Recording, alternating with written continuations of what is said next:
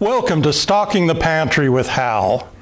It's a series of videos, articles, and my ramblings produced in cooperation with the Point Defiance Ruston Senior Center.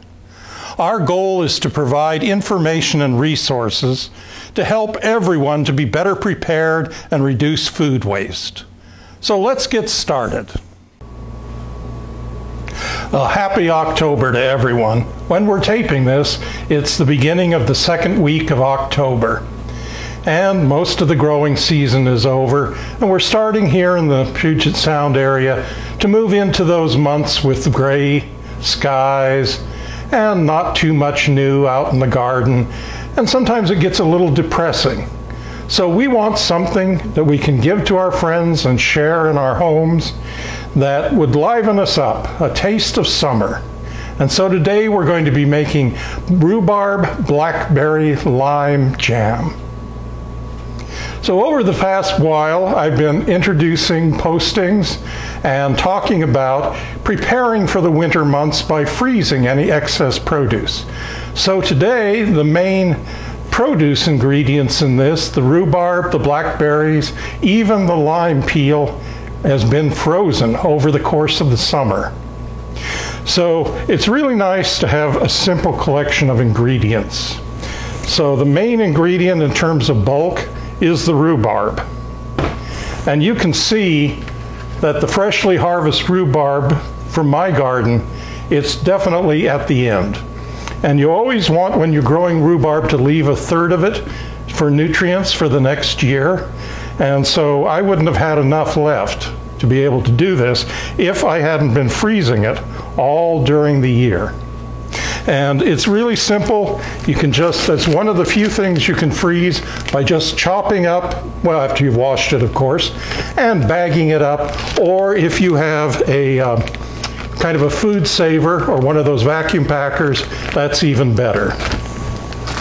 Blackberries, of course, you can still buy them right now, but these are some that I harvested from some bushes where folks were following organic, and just rinsed them off a little bit and froze them.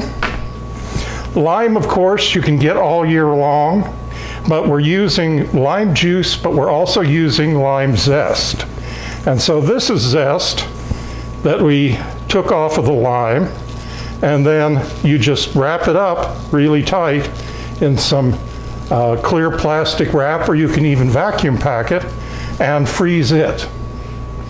Other ingredients include sugar and lime juice, but you're always going to want to use, for any shelf-stable product, either bottled lime juices or bottled lemon juices, because that comes out of the fresh lime, you can't tell what the acidity is, and it needs to be of a certain acidity.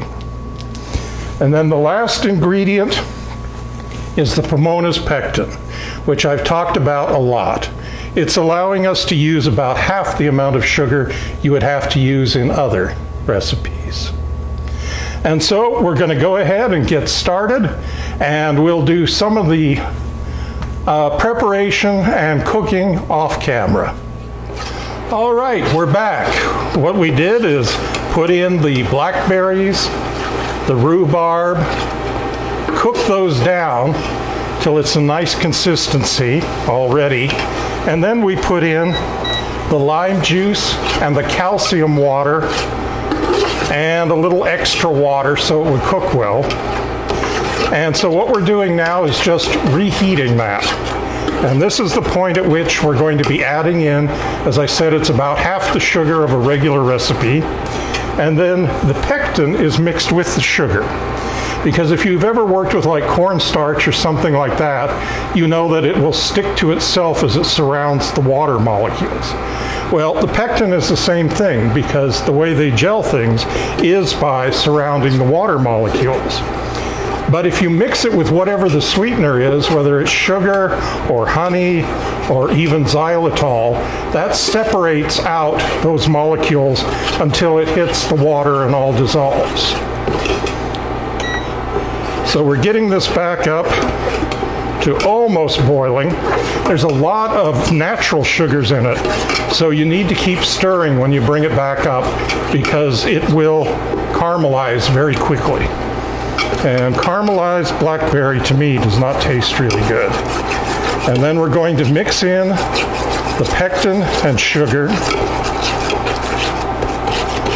very thoroughly.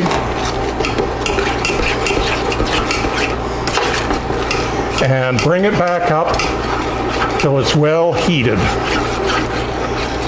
Oh, good. Now that it's come back up and to a high enough heat to make sure all the sugar and pectin is dissolved and well mixed in, we'll turn the heat off and we'll do what's called the sheeting test. So you can see that the pectin is already working and it sticks to the spoon pretty much in a nice way. But this is a plate that's been in the freezer. And so we put a sample on there. And the putting it in the freezer is just to speed up the process. But you can see that we've achieved a really good degree of gelling. So then, in other videos, we've gone through the whole process of getting it into the jars and putting it through the water bath canner.